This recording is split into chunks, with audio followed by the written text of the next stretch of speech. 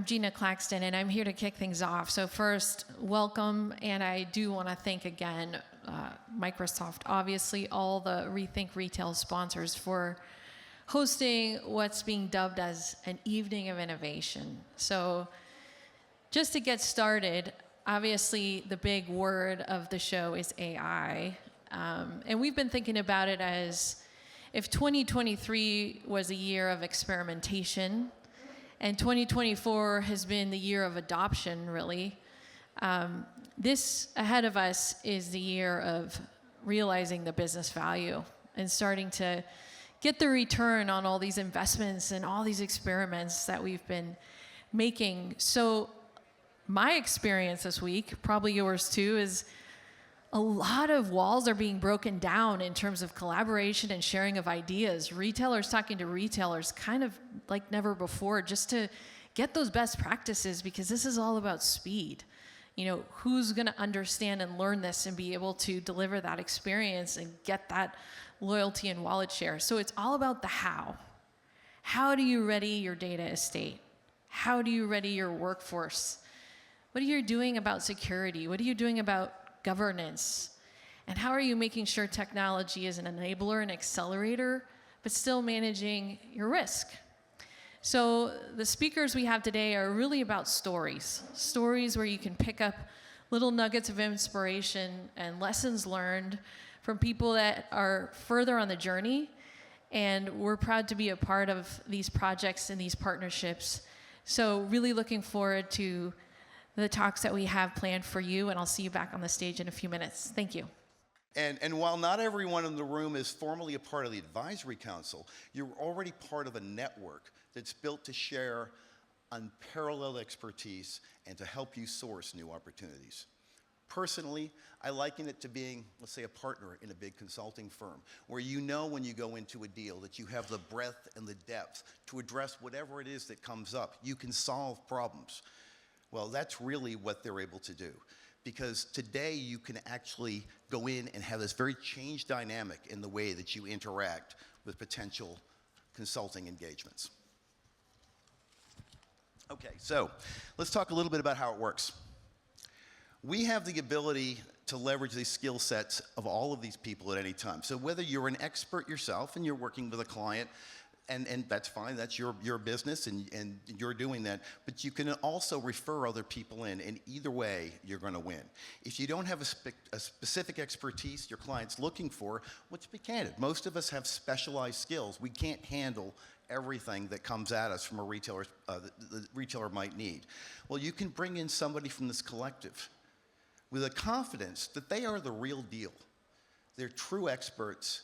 And the beauty is, you're even going to earn a commission for that referral. So it's an opportunity to want to share, to want to enhance the value for the retailer through this community of people that are all working together. On the flip side, if your workload is maxed out, this group can help you scale. You may not be able to handle some of the things that are going. You may not have all the skill sets you need. And finally, part of the community that I like the most, what is so exciting to me, is that you're really not alone. You're working with other like-minded people, addressing the challenges that we have in helping the retail industry transform. So it's a win-win, not just for you, but for all of the businesses that we advise. They get access to top expertise that's flexible, scalable, and exactly what they need at the right time. The reason this works, honestly, is because of you. All these people in the room. You're not just experts, you're leaders and influencers who understand what's happening in the market today and where it's going. You really are the gurus of this industry, and they rely upon us to help them. And what we've already proven through this community is, whether it's through your posts, your panels, all this content that's being generated by the people that are part of, that receive these honors, is that the brands are paying attention. By all accounts, hey, listen, to get here in the first place, you've been successful. But this is an opportunity to take it to the next level. And candidly, that's why I got involved, was to see where this could go, to go to that next level. You can only scale so far doing it alone. I see this as a chance to turn influence into income, being part of a collaborative business model that's flexible, scalable, and designed to grow with you. Agents, which I'm sure you've heard ad nauseum here at the conference, they're here and they're here to stay, because these agents are going to be able to help solve problems in incredible ways. Think about all the information available that you've used to build your brand today. Everything that, whether you're a sourcer, whether you're supply chain, whether you're a category merchant, whether you're a store operator, all of that tribal knowledge is your intelligence. And you now have the capacity to train agents to help. They're going to work for you, and they're going to work with you on your day-to-day, make your job easier. I don't think I spent 10 years directly working in a retailer. I don't think I ever met anyone that felt like they had enough time. I mean, it's a very fast-moving business. So when you have the capacity now to arm retail workers as well as customers with agents, it's really going to transform how we shop and how we work. So if you look at IDC and Gartner research, IDC was predicting 50% of organizations are going to use agents to achieve better business value this year. 40% improvement in cycle times and improved quality with AI agents. This third one's super fascinating. 33% of enterprise software applications are going to include an agentic AI by 2028. Last year, this number was 1%. So it's going to go very, very quickly. Now, the evolution of AI is actually kind of ironically the reverse of the evolution of retail, right? From retail, we went from physical stores into the internet, we went online to digital. AI is actually started in digital, and it's now entering and going into physical. So when we say digital, what do we mean? We mean that AI can perceive what it's seeing, right? Things like cameras in your store, cameras in your distribution center. It's moved to generative, which I think we're all familiar with, right? Generative AI helping fix a catalog or be an assistant to your employees to get their jobs done. We just talked about agentic. And now it's going to move into the physical world. So what's different here is the digital world was trained on the internet, right? It trained on the entire corpus of the internet. The internet keeps changing, and it keeps informing and making this AI fantastic. The physical world's a little more tricky. There's no internet equivalent. There's no giant corpus of data to suddenly make available. And so this is where 3D simulation, which we'll talk more about today, and the actual ability to understand, sometimes you'll hear this called physics-based AI. AI can now understand physics. It can understand gravity. It can look at a box and know how much it weighs, what size it is. It knows that if the box falls off the corner of your self-checkout, that it's on the floor, so it understands object permanence. So by understanding the rules of physics, AI is then going to unlock, and is actually already unlocking, the ability to simulate. Simulating the physical world then unlocks your ability to train and understand all the scenarios of physical retail and then improve it before you actually have to make changes. Whereas in today's world, if you're going to make changes to a modular, make changes to your shelving, it's a lot of work. It's a lot of capital to actually make that change in an operating a physical business. And when you do this, this is going to lay the bed for robotics to come in, because you can train robotics with synthetic data, and it's going to help you take on some of the heavier tasks. I remember when I was working in retail, we would go to the store and we'd say, okay, we're going to train the staff today on mobile self-checkout. And the manager would say, that sounds great, but can you first help me unload boxes? I'm down 3 people in my schedule today, right? And so it's a hard business, and so this form of AI is really going to change the whole industry. Now, this reverse direction, I think, is going to be the most creative period of retail that we've ever seen in history. And it's a really exciting time because, look, we are 30 years since Amazon was invented, and today global e-commerce sales is only 20% of the industry. Right? So think about that. 80 cents of every dollar spent in shopping happens in the physical world. That means all of your physical assets, and as a retailer, become potential sources of competitive advantage. So if the people working in your sourcing, in your supply chain, in your stores, in your corporate merchandising office, if they are applying their intelligence and AI influences just 40% of physical sales, that's going to be twice as big as all of global e-commerce today. This is huge. It's really, really transformative in terms of what's ahead of us. So it's an exciting time to be in retail, and I'm excited to go through this journey with you all.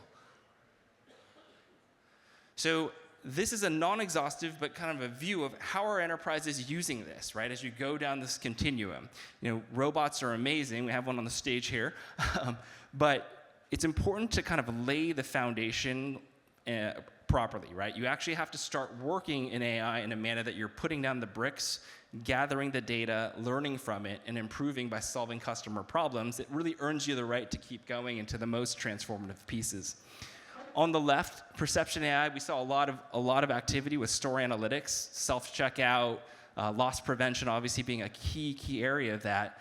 But everything for now we've seen actually with Microsoft and Kohl's in Australia has a fully scaled edge-to-cloud experience where they have invested in infrastructure in order to first help improve self-checkout. So customers shopping there can take weighable grocery items, and it just knows. You don't have to identify, this is broccoli, this is bananas. It just skips that portion for you because it already can visualize and perceive it.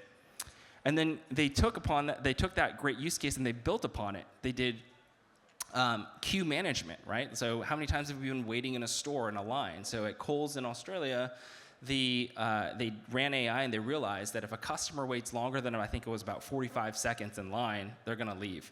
And so at their deli. And so now they can manage the queue, look at it, activate and associate, make sure they capture that sale. So perception AI is really just the foundation. If you're a retailer and you've started with cameras in your network, keep going, right? This is a great foundational use case, a great body of data to keep building AI on top of. Generative AI, we've seen massive gains in marketing and advertising, right? Creative content assist. This is a huge space. It's also dovetailing into retail media networks, right? Retailers are getting really smart about leveraging their first-party data, their transaction data to get a higher margin income stream with retail media networks. So generative AI is really helping in all those dimensions. And then catalogs, right? Catalogs have forever been a very often painful part of retail. It's the most important fulcrum, right? Your customers need to find what they want, but often you're just balancing, discrepancies in images, product descriptions, videos that are sent from multiple suppliers on the same SKU. Well, now, instead of having, the interpretation of a product description and settling all that in different views from one department to another, you can train a large language model. Generative AI can do all of that. It can look at all the images, look at all the videos, look at all the product descriptions, and then provide a single taxonomy for you to actually standardize your catalog. That is a critical workload that sets you up for success as you start thinking about shopping assistants, anything that's really going to recommend anything on what you're selling. So we move from kind of the digital side of perception, generative, and agentic, right? Agentic is early, but we're going to start to see a lot of use cases where people have already moved with with generative and kind of be early movers in agentic. And then we're going to move into physical, which is the physical replication of any of your buildings and your structures and making them really smart. And so we're already seeing this in the supply chain. You're seeing CPG companies moving their environments for when they manufacture to gain better throughput of their facility before they have to actually build and break ground on new manufacturing plants. Lowe's has done a full digital twin of their stores, which is allowing them to run analytics and optimize placement of goods in the store and do next generation planogram compliance. And when you do all this and you do the physics-based AI, again, it's going to create this environment. Once you've actually built a full digital twin of your stores, then you actually can simulate infinite number of scenarios. Customers walking through, employees walking through, all those patterns can be done with AI. And that sets the foundation for robotics because, as we all know, retail is really busy, right? You would not probably introduce a robot into a physical store without really deeply thinking about what the impact could be. And that's the challenge here, which is while there's incredible promise, physical AI is super hard to develop. The real world doesn't have an equivalent of the internet for digital AI, right? It's very, very costly to capture physical information today. And testing's really dangerous, right? You don't want a robot to crash into your working associate back of store or injure a customer. Right? These are expensive and risky things for your customers and your associates. And so in order to solve for that, NVIDIA has invented the Omniverse, which is a platform for physical AI simulation. This allows the full 3D digital twin equivalent of any physical structure to be built. It's available on Azure's cloud today, and it uses a standard called OpenUSD. OpenUSD is a open source language that was invented by Pixar. Pixar knows a thing or two about 3D. It's backed by NVIDIA, Apple, Microsoft, and what it means is it's become the standard for 3D as we move into the physical AI era. It's like HTML to the web, and it allows you to connect all your existing applications into a standard. So this is going to help accelerate the ecosystem into physical AI. So the main thing here as we look forward is also just to realize how do you get started today. And so today, NVIDIA's AI Enterprise and Omniverse is available through Microsoft Azure's marketplace.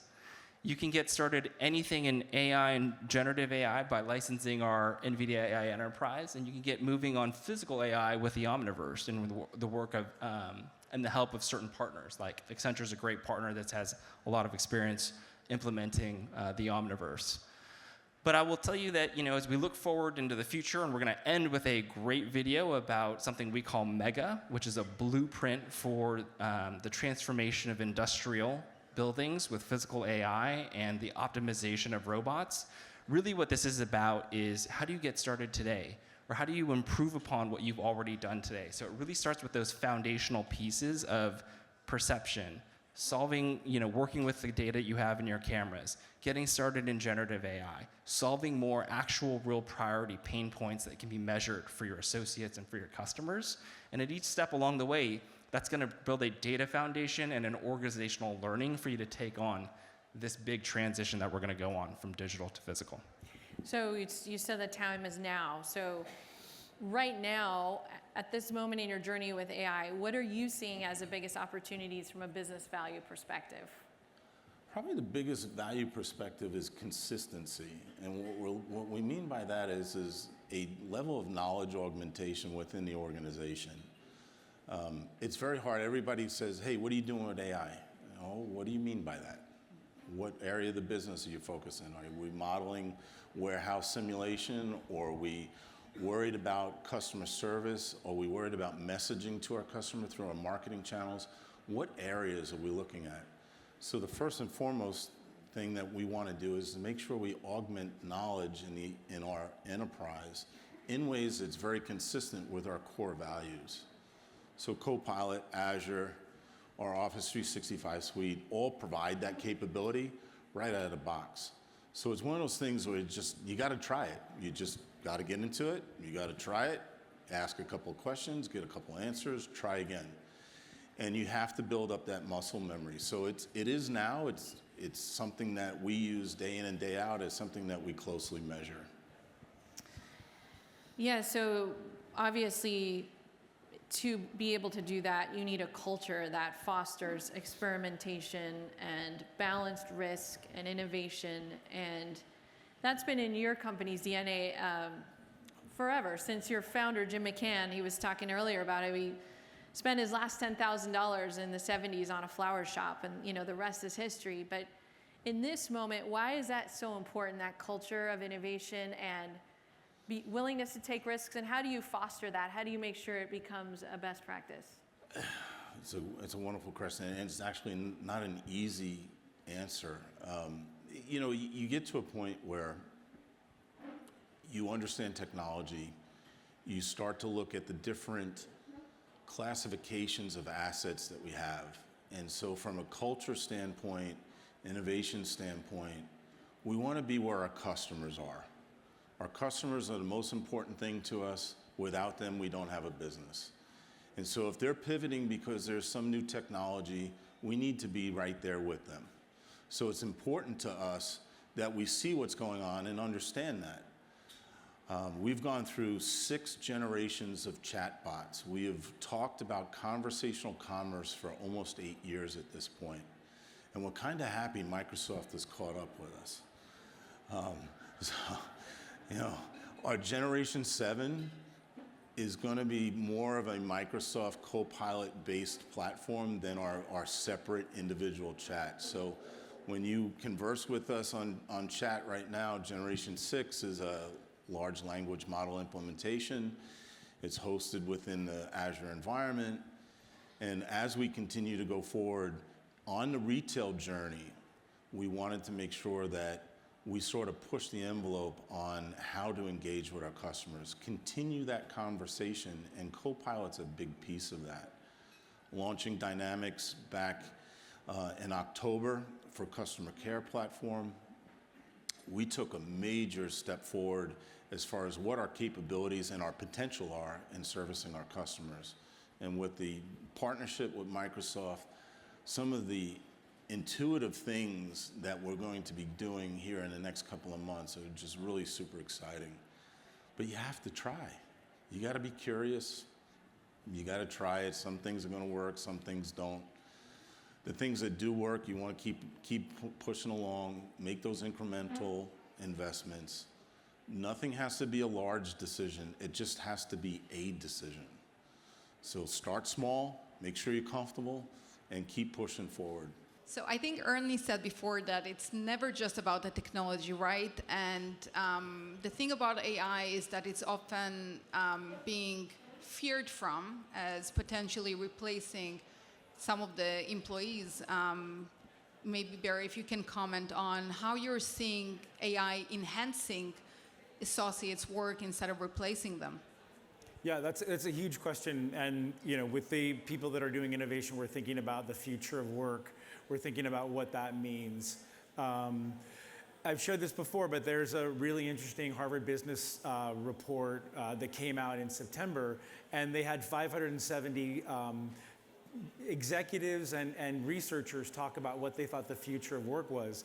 And what they forecast was really, really interesting. I mean, they're forecasting that by 2037, all of us will have a robot next to us. So put this in context with what I saw at CES last week. Yeah, there's a robot right there. There was a company out there called Karahan. They're a Korean company. And what they do is they have an AI model that runs robots. So it's kind of like one brain to rule them all, so that the robots can do contiguous tasks and simultaneous tasks, a little bit like the video that we saw from NVIDIA just a few minutes ago. So the idea that that robots will come in, there will be automation, that is something that is real. Now, one of the things that we're talking about in the shorter term, like between now and 2037, is if we're going to talk about what it'll mean to bring operational efficiencies into our businesses, I think the real misnomer is when CEOs say, that's great, I'm going to have AI, I'm going to cut my OpEx and fire half my people. That's actually not the case. Yeah. They're going to get more efficient. Yeah. Now, you may decrease hiring. They may be repurposed to things that they're better at. But my analogy is this. There were thousands and hundreds of thousands of people 100 years ago that were picking and ginning cotton, right? They were. And so then there was the cotton gin, and now when you see a tractor go down the farm, a big John Deere tractor, and it's got arms and it's picking and cleaning and sorting, no one says, where are those 10,000 cotton picking jobs? They say, that's a cool tractor, where can I get one, right? So in that same way, we have to think about it as an accelerant and an enhancement. Now, we will have to go down the road and figure out what this means for society. Because when we start to see more and more automation coming in, then they're also predicting, this HBR team is also predicting that there will be shorter work weeks. Then there's going to be, they may be maybe in 20 or 30 years, we might be looking at an employment collapse. The possibility of all countries having to adopt a universal basic income because of that. These are things we are going to have to deal with as a society as we get to AGI and automation. And it's the more dystopian, but we have to think about those things as well. But I think in the short term, we're really looking at a real enhancement and acceleration of our capabilities. And so that's what we're looking at now. So shorter work weeks mean good news for retailers, right? Great. More time for everyone to go shopping. And in warehouses today, there are already cobots, right? Robots that are working alongside humans being able to kind of collaborate together. When are we going to see them in stores? I think we're already starting to see them. So a number of our retailers are actually using robots, but they're actually using them at nighttime. So whether or not they're scared to clean up. Well, to clean up, and clothing retailers are using them to actually run around the stores at night and then to identify if products are in the wrong place, to then pick them, to put them on a rack, so when humans come in the morning, they then take that rack and they redistribute it to the right areas of the store. So I think we're going to start to see it more and more, but I think it's the journeys and the collaboration or the crossover between human journeys, attendant journeys, and robot journeys that will be really interesting. But I think Walmart's doing a great job with that right now. They're using cleaning robots that go down the aisles at night, and they do visual search to figure out whether they can have right inventory at right time. Yeah, absolutely. And so they're doubling down on it's robot cleaner does robot replan. Yeah. Do they get like a double salary for Yeah, that? exactly. Oh, they're robots. They're free. But I think to your point, it's not about replacing the human being. And I'll use the analogy of self-service checkout. I've worked in the self-service checkout industry for the last 15 years with retailers. And if you look originally, it was really about labor removal for particularly grocery retailers who used it to automate their front ends and remove labor from the stores. But I think quickly retailers appreciated that the labor was actually providing the experience to the consumer. And we almost went full circle to labor redistribution, that actually the self-service checkout didn't take the role of the attendant away. It took the task of the attendant away so that they could actually free up their time to have human interaction with the consumers. And I think we're starting to see the same approach in AI, that actually AI is not there to replace humans. It's there to make them more effective. It's there to make them more efficient so they have more time. And ultimately it means they can interact with consumers where it makes sense more of the time. How can we anticipate? I mean, we're sitting here talking about AI and robots, but it's really hard to know what consumers really want, Yep. right? How do we balance between the consumer needs and, kind of like the end vision? Maybe the world is not ready for all of those innovations. So where's the balance? Maybe consumers don't know what they want. Maybe we don't know what we want. I mean, we've taken the view, and maybe it's a little bit formulaic, of actually looking at the data. You said, what's the importance of the data? The data for us is really the treasure map, that if we're going to use AI to improve processes, to make the human interaction more fulfilling, to make the attendants in store more efficient, we use the data to actually understand where is the friction associated with the process now, where are there deficits in experience, and where is there inefficiencies from an attendant point of view, and then really focus the technology on solving those point solutions so that you improve the experience for the consumer, you make the tasks easier for the attendants in store, and ultimately make the whole process more efficient. We went live with an anti-shrink solution in France last year, and our goal for that pilot with that grocery retailer was to solve retail shrink at checkout. They were losing $1,400 per lane per month. It was a massive issue for them. And we put an AI solution in there which solved 72% of that shrink. And so we thought that was the primary KPI. But actually, when we started to interview the customers in store and the attendants in store, what we found, the attendants loved the solution, not because they felt safer or because they were also committed to reducing theft, but the interventions dropped. So they had less tasks, they had more time, they were less stressed, and they could interact with the consumer more. Well, I hope you all have been enjoying NRF so far. We've got some really great learnings for you all today. Thank you to Matthew and to all of Rethink Retail for the opportunity to be here with you, and 3 of our amazing Microsoft partners. We've got SymphonyAI, we've got Typeface and Capgemini, who are going to talk to you about how they're infusing generative AI into merchandising, planning, marketing, as well as commerce. But we know adoption is not always a smooth path. It's hard to get used to working in new ways to change workflows. What are you seeing in terms of customer adoption as well as some of the challenges? Yeah, so I would say in 2024, we were able to get 3 of the largest retailers on the generative AI Cindy Connected platform. 25, we have a very, very long pipeline where we are trying to. But one of the lessons learned in all of my conversations with clients globally, I think we serve clients all the way from the furthest parts of the Asia all the way to the US, is it boils down to business value. Do you really have the right use cases? Do you really have the ROI which you can demonstrate? You know, I joke, it's like you can have the best Google Maps, but with no destination, you can't really go anywhere. And I think the same applies to, you can have the best AI, the best tools, but if you really cannot articulate, so for example, the biggest of the retailer I was talking about, we went from the previous state of doing things to the new state, and we could articulate there's a 25% productivity improvement in what people can do faster.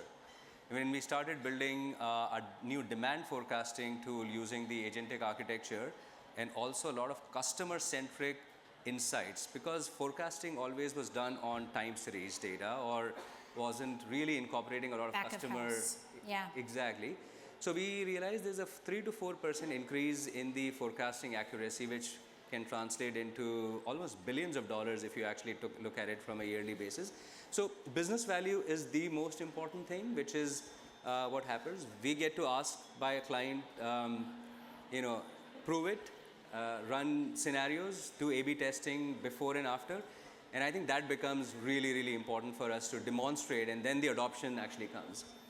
The second challenge, as well as almost an inflection point of adoption, is, and this is interesting, AI, historically people think in retail can provide a lot of insights. But retail is all about execution. It's also about business processes and workflows. I think it's important to make sure that there is a high degree of trust, no hallucinations, very high degree of accuracy. And as far as you can prove those things in a very simple and easy fashion, where you don't need a demand planner or a category planner or a store operations to become data scientist, then the adoption actually happens much faster, because the trust and the transparency starts getting in. Yeah, I think that makes a lot of sense. And for any of us that are adopting new technology, when it feels intuitive, when it feels like you're getting the right answer, it's much easier to really trust and to go forward. So that's great. Yeah. So imagine we're sitting in our seats that we are today 1 year from now. Where do you anticipate retailer adoption of Gen AI to be? Tough questions. If I knew all of the answers, I think it would be. But I'll tell you, my best way to understand the answer is, I think, talking to customers. And I can tell you the last 2 days, I've spoken to at least 40 different interactions with different levels and different C-suite and others. One thing which is becoming very, very clear is, and AI has become where, whether you have it or not, you can actually put 2 words, and it's very difficult to figure out what's real AI and what's artificial AI and what's the real impact. So articulating business impact is going to become the most important thing for 2025, because that's when the adoption will happen.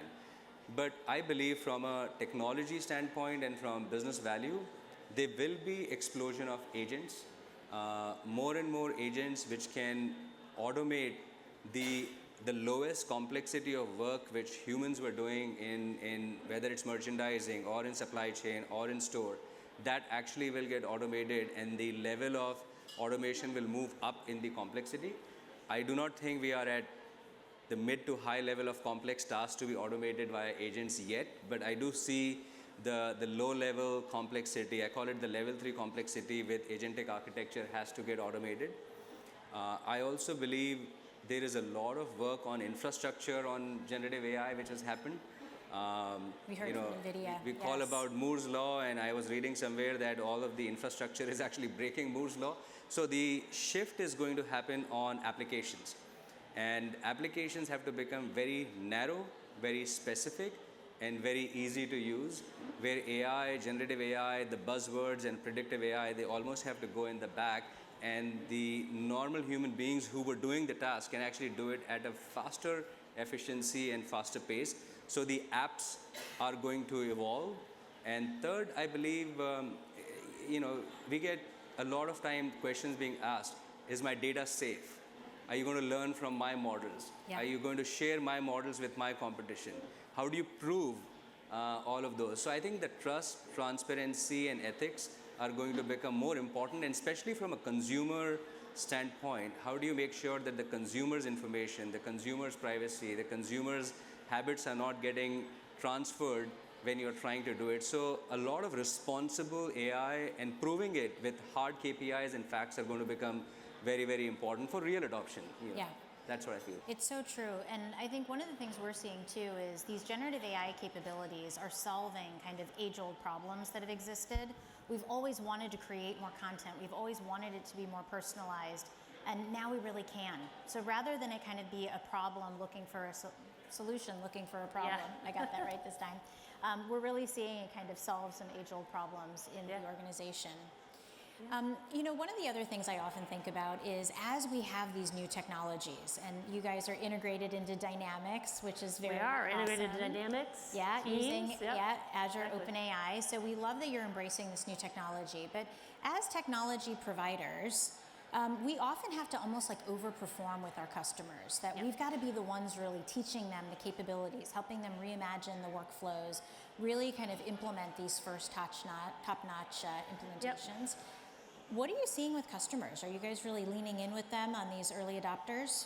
Yeah, I think what we're finding is, you know, the early adopters, they're not hard to find. They're out there. I hope they're actually in this crowd today. And there's many different ways that we're approaching it. I will say that we are very hands-on in that first initial innovation phase, and we are taking a, you know, consultative approach, right, and walking through and sharing what we've seen work quickly for other customers. We're also being very savvy in the use cases that we guide our customers towards. You have to go into this with a co-innovation mindset. And when you're starting to think about how can I prove out the value very quickly and immediately, just to kind of buy your way into the next use case and the next use case after you've unlocked that first bit of value, you do want to be a little bit savvy in terms of where you may have a higher threshold for some ambiguity or testing and learning, right? You may have a different threshold for the content that you're producing for an Instagram post than you would for a Super Bowl commercial, right? So be a little bit savvy, and we certainly have learned a lot along the way in terms of how we're guiding our customers to that first ROI unlock. And we do have to overperform in a way because we want to make sure that we stand out as not just the shiny new toy, but something that is really tied to a lot of value drivers. So first and foremost, we're always tying the work that we do at Typeface with our customers to the productivity gains. It is by far our quickest way to prove out value. We can quantify it, and we can start to put it into business value assessment. We are also starting to quantify things like brand adherence, brand protection, obviously raw performance, and even extensibility to some of the other tools that we work with where we have deeper integrations like Microsoft Dynamics, for instance. We're making other tools more powerful when you use Typeface just to hydrate and populate the content, for instance. And I think you're hearing a common theme amongst all the speakers about really driving value with these generative AI use cases. And that makes sense. You know, we've got to really see it have ROI to keep investing. Okay, last question. Same one I gave Manish. Stumper. We're going to be sitting here a year Is it from personal? now. Just hold back. Well, I would love to have you here again next year. So say we're sitting here a year from now. Where do you think the industry will be on generative AI adoption and implementations? Okay, let's hope it's not videoed, right? Because these are those predictions that play Come back and test us. I mean, I think the most obvious one that I'll point out is I think early adopters are not just going to separate themselves from the field, they're going to dominate. And I'm already seeing that in our own work with some of the large-scale enterprises that we work with. And I think I'd also be remiss not to predict the fact that when you can start to embrace the co-innovation mindset, as I mentioned earlier, and start somewhere, then the benefits are going to be compounding. So that has been apparent. I have seen some things, I'll tell you, and happy to share more over a cocktail, where the gains have been very fast and furious for some of our customers almost immediately. And so I can just see that compounding return, and I can start to see that separation in the field already with generative AI. And then I'll leave you with one to maybe add on the idea of agents taking over the world, or maybe the Oprah giveaway of like, you get an agent is probably among us. But we're also starting to advance in thinking of agents well beyond chatbots, certainly, but but also well beyond how technology companies like Typeface can use them to interact and serve customers. We've actually recently developed something that's called a brand agent with one of the top, most iconic beverage brands in the world, where we are now using agents to be able to also evaluate our own work as a way to be able to accelerate adoption. So I think you're going to start to see this more and more. And so an example of a brand agent would be anything that you can generate out of an LLM or out of a prompt within Typeface to generate content. We've created a brand agent that can then help you evaluate the quality of that output and the adherence to brand guidelines, for instance, and start to score that. That becomes particularly valuable as an agent, not just in the creation, but in the evaluation and the curation that allows you a quality bar for your brand compliance to then move beyond just a couple power users and a handful of users here untapping the value of Gen AI to now massive adoption that a large-scale enterprise can feel good about, that's safe, compliant, and certainly on brand. So that's just something to tease your thoughts and get your wheels turning, kind of beyond agents. It's a continuation, but likely a very promising evolution from what we're starting to see today. So thank you and welcome. I think Capgemini probably requires no introduction for the audience. As a leader in advisory and consulting services, you must be in such a neat spot, really helping customers kind of see what's next, what's around the corner. And certainly I think everything we've seen at NRF this week has been about agents and agentic AI. So I'd love to hear from you. What are you seeing and what do you see as really next for agentic AI in retail? I'm glad you asked. I was happy to be here to see NVIDIA, SymphonyAI, Typeface. And what I was thinking about as I was hearing all these great peers in my industry is, how do we bring this all together to make it happen? And that's really what Capgemini is all about, is bring it together to make it happen. Agentic AI has to become more than just a dream that we see at NRF, right?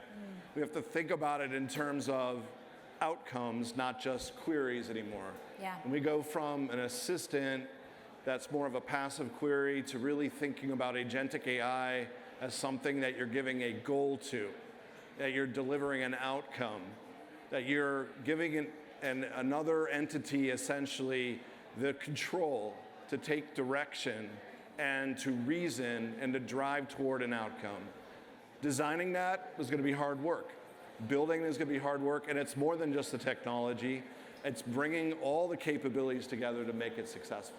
Yeah, but the idea of like an agent that is shopping on my behalf, like around the clock, is pretty exciting. Anyone else want to do 24-hour-a-day shopping? So when we think about kind of these like agents of the future, how do you think they're really different from the AI assistants we have now? 100%. If you can imagine, I'll take an example.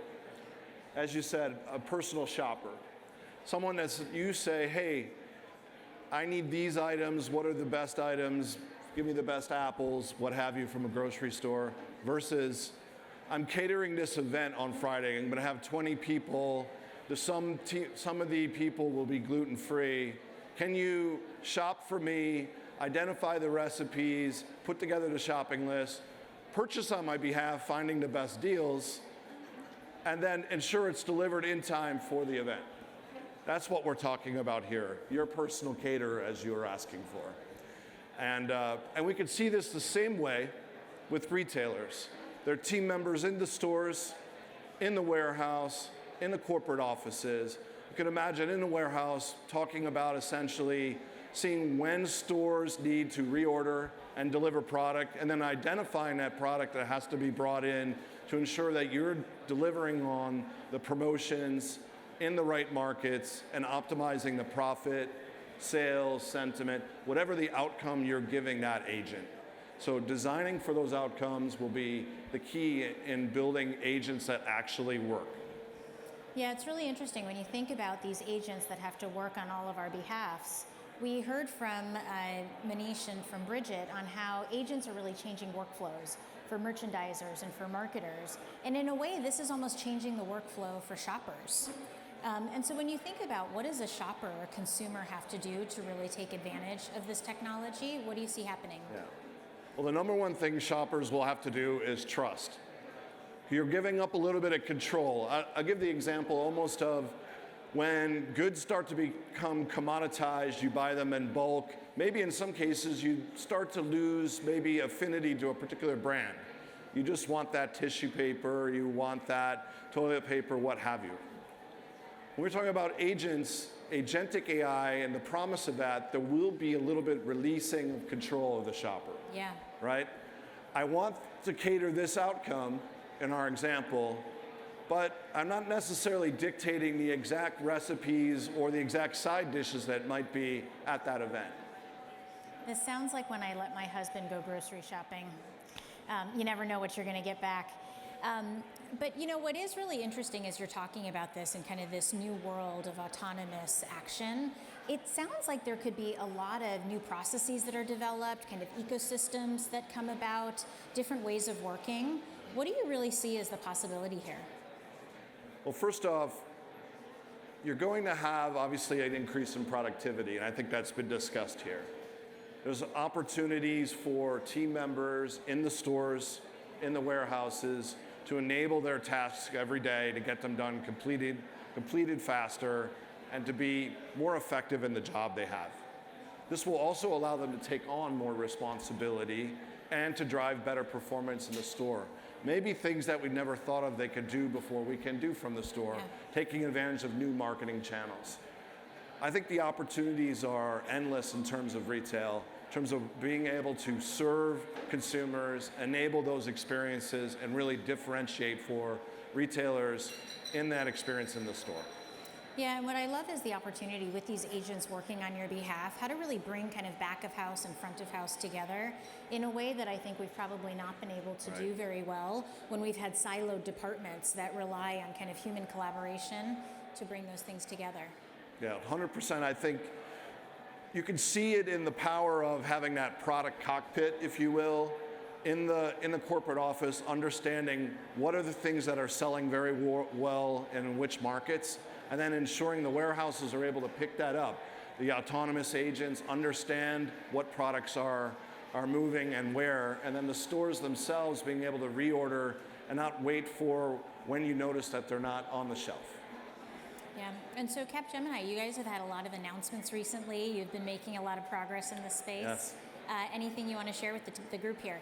Well, of course, our partnership with Microsoft, Mistral AI, just announced the opportunities around bringing our AI factory, our army of COE, our COE and our army of consultants around the world in 50 markets to enable our clients to deliver on the promise of agentic AI.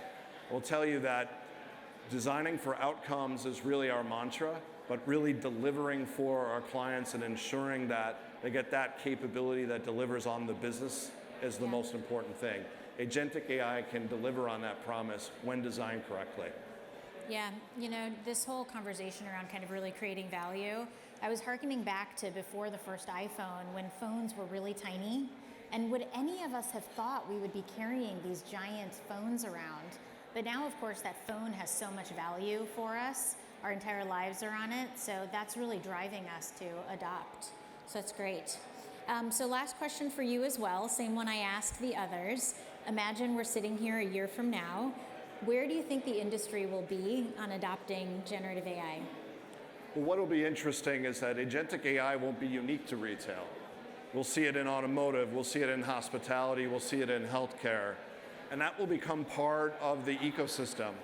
Consumers will get comfortable and start to train on that, and they'll be able to leverage that technology in their pocket to drive the shopping experience, and expectations will go up from consumers. Expectations of the product, of getting the best deals, and delivering on the outcomes that they define. That will really be the key to success for our retailers, and we'll see more of that conversation over the next year. Yeah, that sounds great. I mean, we talk a lot about agents kind of having personality, memory, and then, of course, agency. They have a task that they're trying to complete. So you make a really interesting point that as these agents start working on your behalf through different parts of your life, actually that agent might know you a little bit better than even some of the brands you shop with. So. And with that, I do want to talk about this page a little bit, because if we take a look at any retailer and if we actually zoom out, AI is going to fundamentally change everything we do, from the stores to the warehouses and obviously to the corporate offices.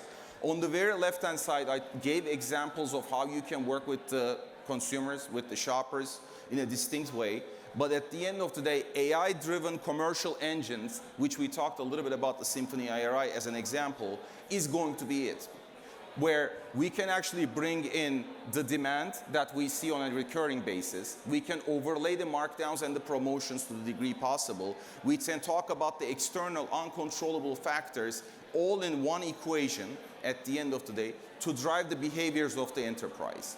Now that demand, that forecast that we actually shape and we actually create in the marketplace needs to be translated into a bunch of different activities from a touchless forecast perspective. That forecast is going to cascade to the enterprise, and we're going to have better capabilities when it comes to supply planning. We're going to have better inventory and stocking control. And ultimately, at the end of the day, when we're talking about our merchandising function, which is how we work from a category management perspective, from a supplier relationship management perspective, it's our ability to actually interact with our suppliers that's going to define the success, and it's going to be orchestrated with the AI agents that we've been talking about. What I do want to talk about today, which I feel like is the most important area, is actually the bottom of the equation, which is AI-enabled back office, but also intelligent assortment capabilities. Today, if we take a look at a retailer, any retailer, how we produce revenue and how we produce margin relies highly on the fact that whether we can actually innovate the product portfolio. We've seen examples of it most recently, as of last week actually, in some of the grocery retailers in the frozen aisles, how we're talking about introducing innovation into the store. Particularly post-COVID, when we simplify the product assortment strategies to the bare basic needs in the grocery channels, now is the time to expand that assortment strategy out. The problem is AI, particularly with this premise of digital twinning capabilities, demand transferability capabilities, is perhaps the only mechanism for us to identify where innovation matters from a product and category perspective, geo, shopper and consumer perspective, and which occasions we're essentially going to serve. From a 2025 predictions perspective, as PwC, we actually published our perspective already. I do want to hit 6 points. Number one, your AI strategy will put you ahead or make it hard to ever catch up. In most organizations, even in today's discussions, what you have seen was primarily a citizen-led adoption approach, where we're going to democratize the use of AI and ideas are going to come flowing in and we're going to execute and value is going to be automatically created. Unfortunately, what we are seeing, particularly in the last 12 months, is citizen-led AI efforts only yield to extra small t-shirt size initiatives, and they don't necessarily make an impact on the company's financials. Two, your workforce will double thanks to AI agents. We fundamentally believe in that. I actually believe that when it comes to back office functions, Walmart is a good example. It's public news. They talked about how they are renovating the product catalog and the product portfolio without adding hundreds of people into their offshore centers. Three, ROI for AI depends on responsible AI. I talked a little bit about that. The people who will be pushing the boundaries on responsible AI, ethical AI, AI monitoring, AI risk management, and AI controls will be the ones who will be the winner in the short term. The plug that I'm going to make on AI, it will be a value play for boon for sustainability. As the regulations are going to demonstrate changes, AI is going to bridge the gap throughout the value chain on the data ecosystem. Where you don't have the data, you actually have the ability to impute and predict certain behaviors, and not just only for ESG and reporting purposes, but essentially making changes on how the product flows in the ecosystem, and also even potentially looking at the formulation of the products and actually finding other alternatives that we can produce. AI will cut product development life cycles in half. We fundamentally believe in that in terms of physical products apparel being on the first forefront in terms of design concepts and how we can actually push it out to the stores as quickly as possible, but more importantly, on the digital product side of the house. Some of the presenters today talked about value-added examples that we can actually bring into our consumers. We're talking about digital products, and almost every retailer, there is a VP of product management at this point in time. There is going to be significant productivity gains and speed that we're going to see in retail. And 6, AI will transform industry-level competitive landscapes. Ultimately, I think I'm going to talk about that in the following slides also. The gap between the companies who adopt AI and who don't adopt AI, the financial performance is fundamentally going to widen up. And when we're talking about creating value, last year, even when I was on the stage, I talked a lot about use cases, use cases, use cases. There is a tremendous amount of fatigue in the marketplace when it comes to AI and use case development capabilities. Right now, the people who actually are intentional but not curious about the topic are really talking about value hypothesis of where we're going to inject AI versus just giving enterprise productivity tools, whether we're talking about Copilot or OpenAI capabilities. The use cases, the patterns, and the tooling are important still. When we're talking about next year, what's going to happen, and the years ahead of us, I think there is still going to be a continuous focus on reducing the total cost of ownership of AI enablement in a given enterprise, and also architecting for success. And then if you take a look at the right-hand side, the solutioning, the carbon management components of it, deploy and learn, and adjacent scalability, particularly the last one, the adjacent scalability is going to be important. Today, there are a ton of deployments in digital contact centers on how we can actually take the consumer interactions and essentially digitize the work. Now we're actually seeing a broader deployment in the internal functions for HR help desks, HR-based bots, and in fact, we've been engaged with one of the CPG companies, and they are actually approximating right now, through the development of 12 different HR bots, 40% reduction in HR function at this point in time without degrading the service. Now, I think this is probably the biggest frustration point. I think if you take a look at all of NRF, if you take a look at all today's presentation, we all have been talking about AI and the importance of it. With one caveat, no one can clearly actually answer who owns AI in any company. And that is probably the biggest issue that we're facing right now. In all of the consumer packaged goods landscape, there are less than a handful of companies who actually gave the title of a VP of AI to an individual. Retail side, you're going to see similar corollaries. What's actually mind-boggling is if you take a look at the outside of the retail industry, whether you're talking about insurance, banking, financial services industry, any company more or less over a $10 billion revenue threshold on a net revenue basis actually has a VP of AI with a pretty heavy budget attached to it. So with that backdrop, the centralized operating model, one leader of AI, still has not manifested himself in the retail and in the CPG landscape.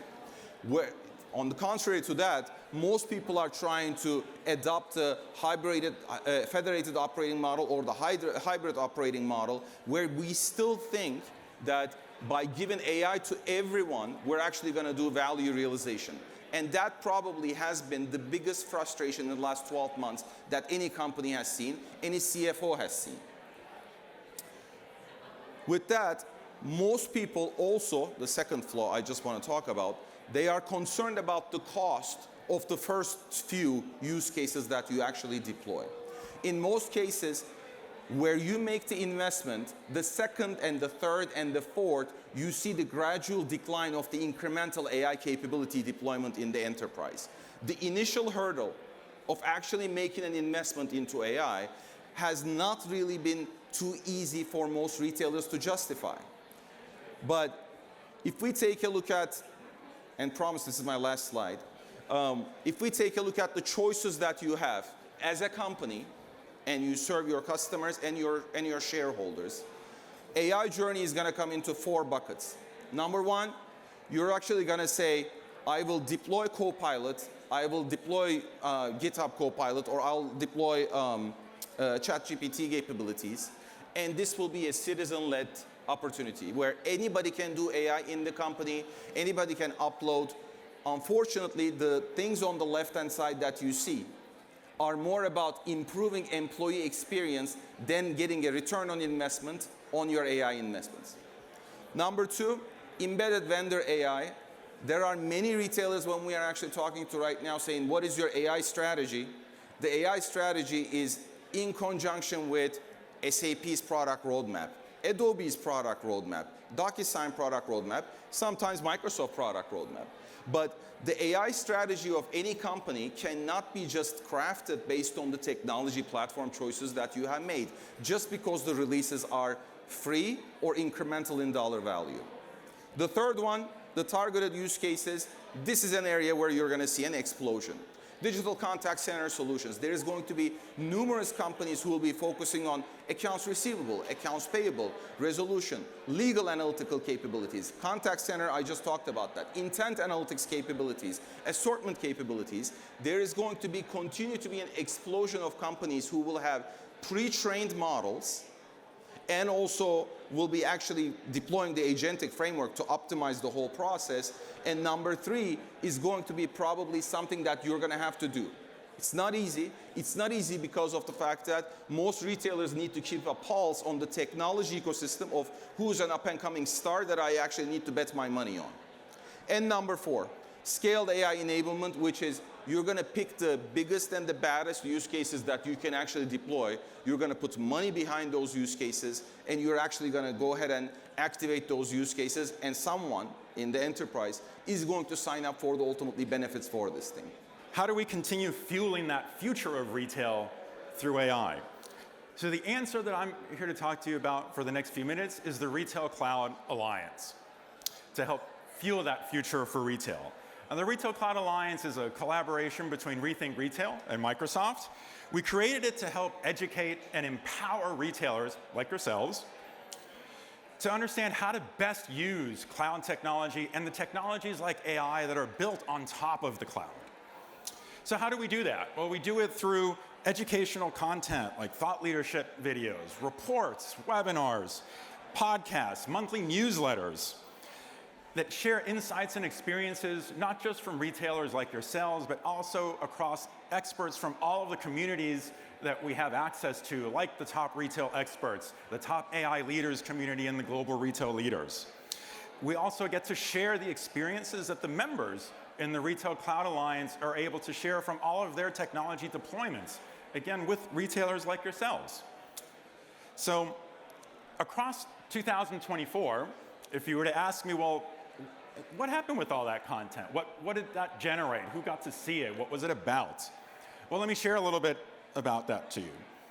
We generated over 1 million impressions across social media for all of this content, including hundreds of thousands of video views, tens of thousands of podcast listens, hundreds of engaged readers for all the amazing reports that we created.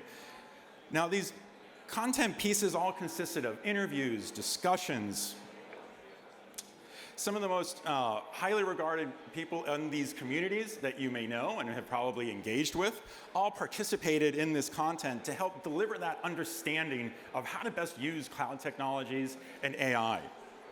We covered topics from supply chain optimization to advantages of deploying electronic shelf labels to personalization, customer data insights, and how to create that data foundation for AI, and maximizing profitability through machine learning.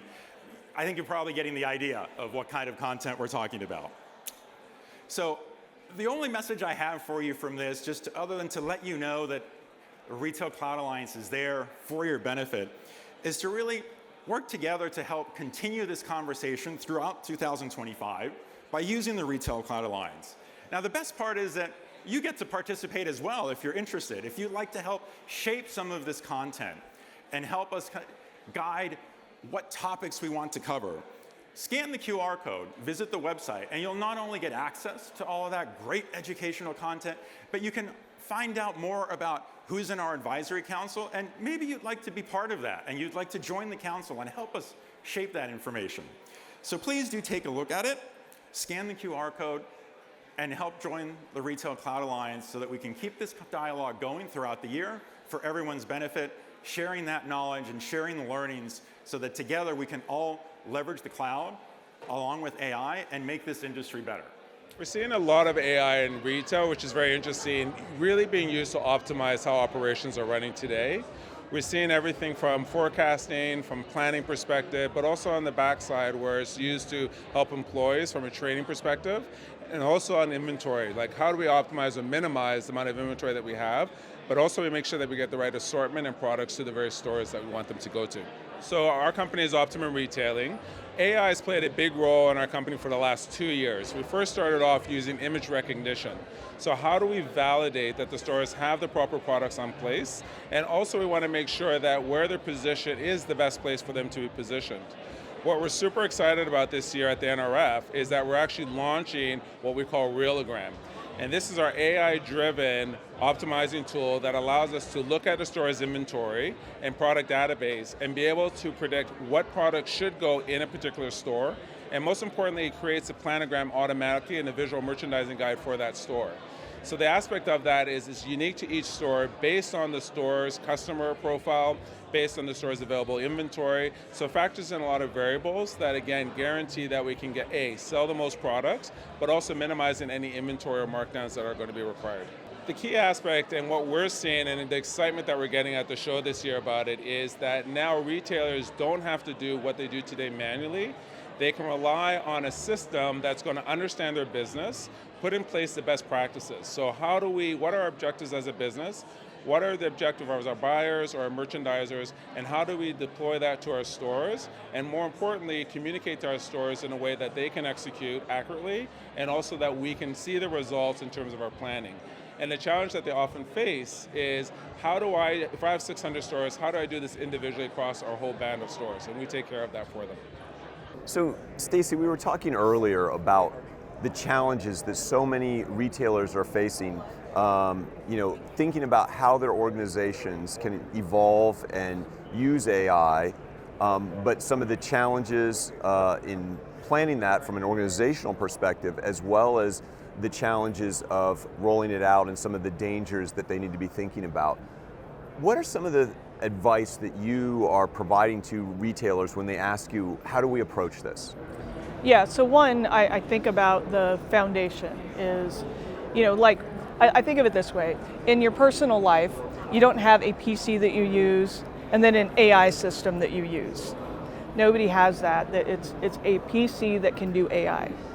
And in professionally, we haven't gotten that formula right yet.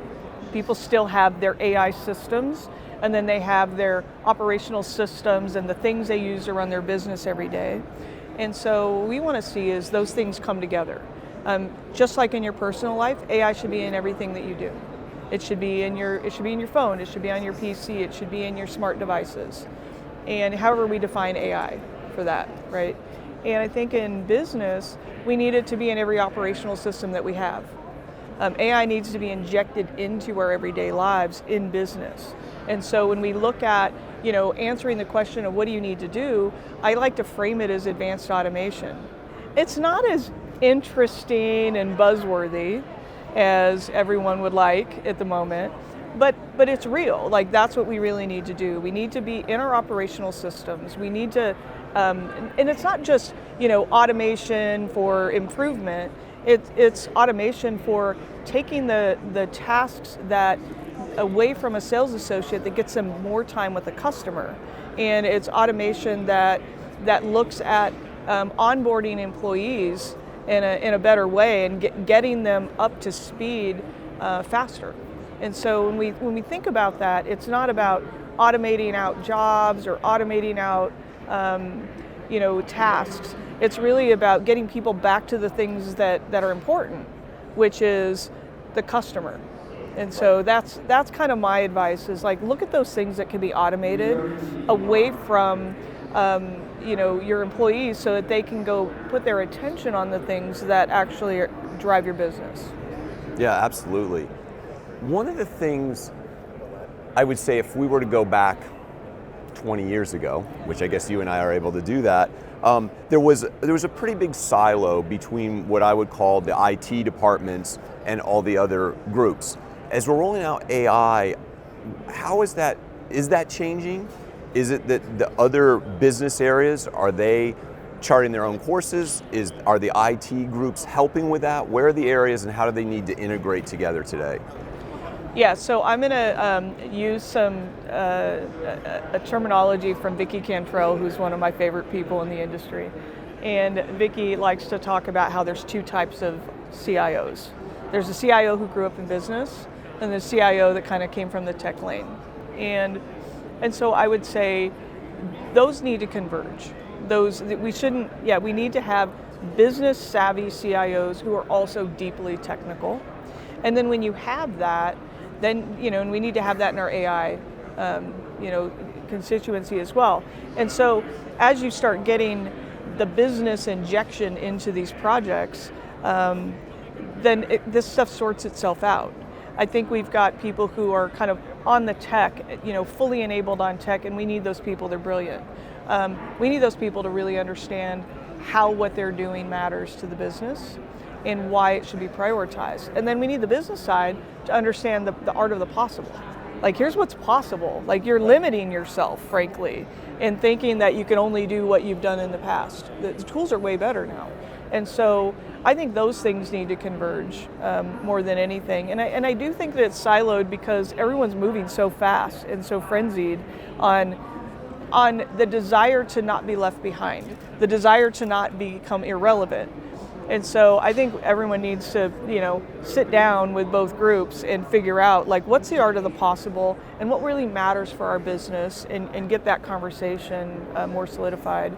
Seeing some companies do it really well, but there's still some work to do there.